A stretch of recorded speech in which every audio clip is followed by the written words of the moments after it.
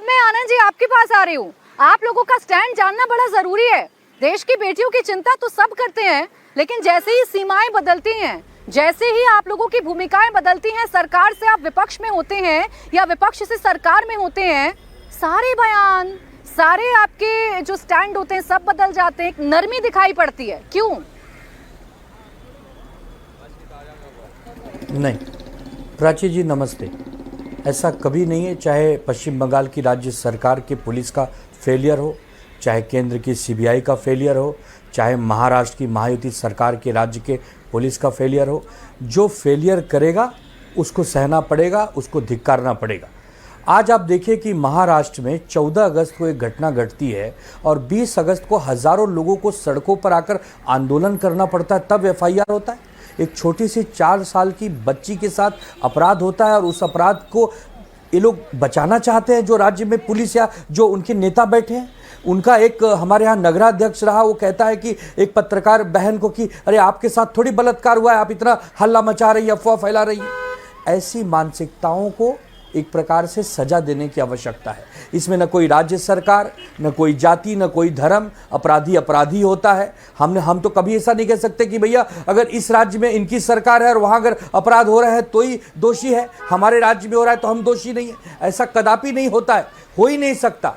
सिर्फ ये कहना है कि हमारे महाराष्ट्र में एक नारी शक्ति के ऊपर जब हमने एक कानून बनाया था 2020-21 में, वो आज तक 2 साल हो गए इस महायुति सरकार को वो शक्ति कानून को इम्प्लीमेंट नहीं कर पाए। राष्ट्रपति आदरणीय महामहिम द्रौपदी मुर्मू जी के टेबल पर वो फाइल पड़ी है। तो ये किसका दायित्व? आज प्रधानमंत्री जी आकर कहते हैं कि हम बर्दाश्त नहीं करेंगे, माताओं बहनों का अपमान बर्दाश्त नहीं करेंगे। अगर आज़ादी के 78 साल बाद भी प्रधानमंत्री जी को एक कहना पड़ रहा है कि हमें कड़ा कानून बनाने की आवश्यकता है, हम बर्दाश्त नहीं करेंगे, एफआईआर तुरंत होनी चाहिए, ऑनलाइन एफआईआर होनी चाहिए, तो इसका मतलब पूरे सिस्टम का फेलियर है। उसमें केंद्र सरकार भी आ गई, राज्य सरकार भी आ गई, इंडिया गठबंधन भी आ गया, एनडीए भी आ गया, जब आप प्रवक्ता और सर और जो नेता हैं जब ऐसी संवेदनशील बातें करते हैं तो वाकई में अच्छा लगता है। आपने जितनी साफगोई से कहा कि घटना होती है, वहां सरकारें नहीं देखी जानी चाहिए। आपने सवाल पूछे महाराष्ट्र सरकार से, पूछे भी जाने चाहिए, मैंने भी पूछे थे और उन सवालों का जवाब मैं भी जानना चाहती हूँ। प्रधानमंत्री ने जो कहा उसके पीछे का सच मैं भी जानना चाहती हूँ। मैं भी जानना चाहती हूँ कि इस देश की बेटी सुरक्षित कैसे होगी। लेकिन ये तीखे सवाल मैंने तो नहीं सुना आपके किसी भी नेता ने पश्चिम बंगाल सरकार से पूछे हो। मैंने तो नहीं सुना कि आपने एक बार भी कहा हो ममता सरकार से कि आपकी सरकार क्यों बचाने की कोशिश कर रही है भाई संदीप घोष को या आरोपियों को। एक बार कह देते तो मुझे भी अच्छा लगता, तसल्ली हो जाती दिल को कि आनंद जी के लिए बेटी बेटी है, चाहे महाराष्ट्र की हो चाहे कोलकाता की हो।